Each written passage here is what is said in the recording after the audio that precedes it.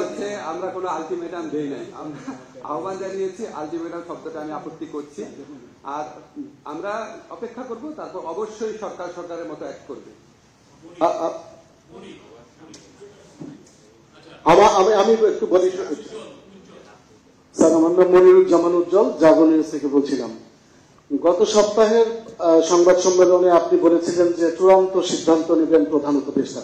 সরকার কি তাহলে রাজনৈতিক দলগুলোর কাছে কিছুটা নতি স্বীকার করে সিদ্ধান্ত থেকে সরে এসেছে, বা কেন এই অবস্থান? আমরা তো তাহলে চূড়ান্ত সিদ্ধান্ত নিবে আমি বলেছিলাম প্রধান উপদেষ্টার নেতৃত্বে উপদেষ্টা পরিষদ, প্রধান উপদেষ্টা নেতৃত্বে উপদেষ্টা পরিষদ। এই সিদ্ধান্ত থেকে আমরা মোটেও সরে আসি নাই। রাজনৈতিক দলগুলার ঐক্যবদ্ধ সুপারিশ প্রত্যাশা করা, এটা তো আপনি আরো আপনার গুড জেস্টার হিসাবে দেখতে পারেন। স্যার, আমি মোহন বলছিলাম ৭১ টিভি থেকে। স্যার, আমার প্রশ্নটা হচ্ছে যে সরকার কি আয়োজন করে দিবে রাজনৈতিক দলগুলোকে, নাকি তারা নিজেরা বসে যেন আলোচনা করে এক ধরনের সিদ্ধান্ত আপনাদেরকে দেয়, সেই বিষয়টা? সরকার আয়োজন করে বহু আলোচনা করেছে, আপনারা সবাই জানেন, বহু আলোচনা করেছে। সরকার আর কোনো আয়োজন করতে যাচ্ছে না। এই রাজনৈতিক দলগুলা, যারা ফ্যাসিবাদ বিরোধী রাজনৈতিক দলগুলো আছে, ওনারা 15 বছর নিজেরা আলোচনা করে বহু গুরুত্বপূর্ণ সিদ্ধান্ত নিয়েছেন। ওনারা অত্যন্ত প্রতিকূল সময়ে একসাথে আন্দোলন করেছেন, একসাথে নির্যাতনের শিকার হয়েছেন। আমরা ওনারা সে উদ্যোগে নিজেরা আলোচনা করে আমাদেরকে একটা ঐক্যবদ্ধ নির্দেশনা দিবেন, এই প্রত্যাশা করছি। আমি কালকেই দেখলাম একটি দলের পক্ষ থেকে আলোচনার আহ্বানও জানানো হয়েছে, আমরা এটাকে স্বাগত জানাই।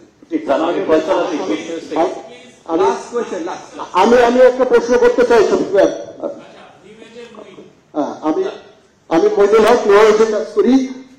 আমার প্রশ্ন হলো যে রাজনৈতিক দলগুলোর, বিশেষত একটা বড় রাজনৈতিক দল থেকে যে অভিযোগটা করা হচ্ছে, ঐক্যবদ্ধ কমিশনে যে বিষয়গুলো আলাপ আলোচনা করা হয়েছিল, বাস্তবায়নের সুপারিশে সেই আলাপ আলোচনাগুলোর ব্যত্যয় ঘটেছে বা সম্পূর্ণভাবে সেগুলো রক্ষা করা হয়নি। আর একটা হলো যে তারা এই প্রসঙ্গেই থাকি যে এইটা স্যার কেন হলো, এটা কি এই অভিযোগ সম্পর্কে কেন?